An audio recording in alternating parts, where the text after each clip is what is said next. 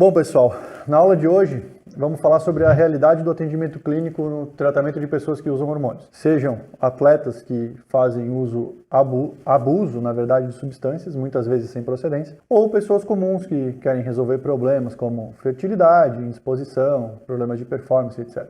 Eu imagino que muitos de vocês não sabem como proceder em um atendimento no qual o paciente vem cheio de problemas, principalmente devido a algum uso incorreto anterior. Isso é bem comum e por mais que ao iniciar eu já tivesse imerso nesse mundo de esportes, tinha muito receio e muita insegurança quando chegava na hora de montar um tratamento específico, uma prescrição. É óbvio, isso antes de tudo, né, lá no começo. A minha maior vontade era justamente saber como proceder em um atendimento desse porte. Sem mais delongas, bora pro conteúdo, para eu contar um pouquinho aqui de um caso interessante para vocês terem uma ideia de como o negócio acaba se encaminhando. Eu recentemente atendi um paciente que veio ao consultório de um uso de hormônios orientado por outro profissional. Nada contra, eu acredito que a gente deve prezar sempre pela ética profissional e cada um vai fazer o que achar melhor e cada um segue o que achar melhor. Qual era a história desse paciente? Ele veio até mim em maio desse ano e ele contava que em 2020, mais ou menos no início de agosto, ele iniciou um acompanhamento e foi orientado por um outro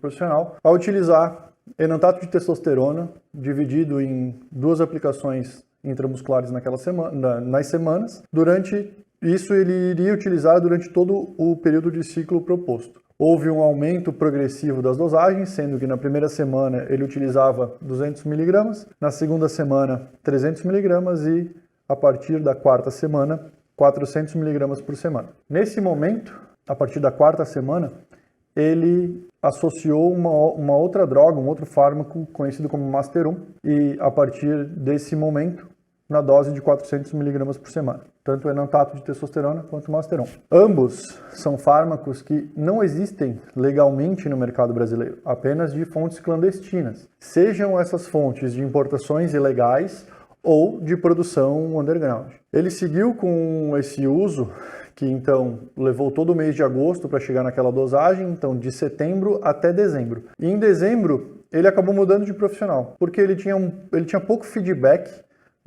de quem estava acompanhando ele e ele não estava se sentindo seguro com o acompanhamento desse primeiro coach. O novo profissional orientou uma redução da dose do Masteron para 300 mg por semana, de 400 para 300, e que ele dividisse esses 300 mg em 3 aplicações de 100 mg cada, associando o GH e mantendo a testosterona. Ele manteve isso durante todo o mês de dezembro, até janeiro, onde iniciou o uso de oxandrolona na dose de 40 mg por dia, associado ao que ele já estava fazendo, e utilizou isso por mais 2 meses e meio. E lá em março, porque estava faltando Masteron pelo fornecedor dele, foi trocado o suposto fármaco, né, por um outro chamado Primobolan, na mesma dosagem também de 300 mg por semana. Ao final de março, o paciente estava preocupado com o tempo de uso contínuo, né? Ele vinha usando desde agosto do ano anterior. Estava preocupado também com as dosagens e ele queria saber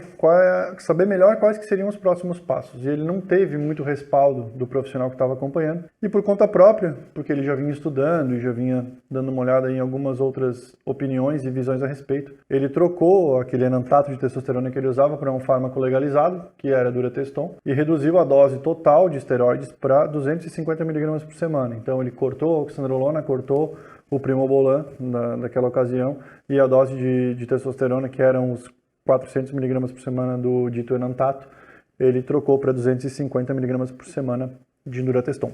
Vejam só, a gente tem uma sucessão de falhas aqui, começando pela orientação de uso de fármaco de mercado paralelo, de mercado ilegal, doses, querendo ou não, abusivas, né? Doses acima do que seria recomendado para um paciente que não é um atleta e que não tem uma pretensão de subir no palco. Combinações de fármacos que talvez não sejam as melhores ou que sejam desnecessárias e a falta de acompanhamento e de segmento adequado, que era o que estava sendo relatado pelo paciente.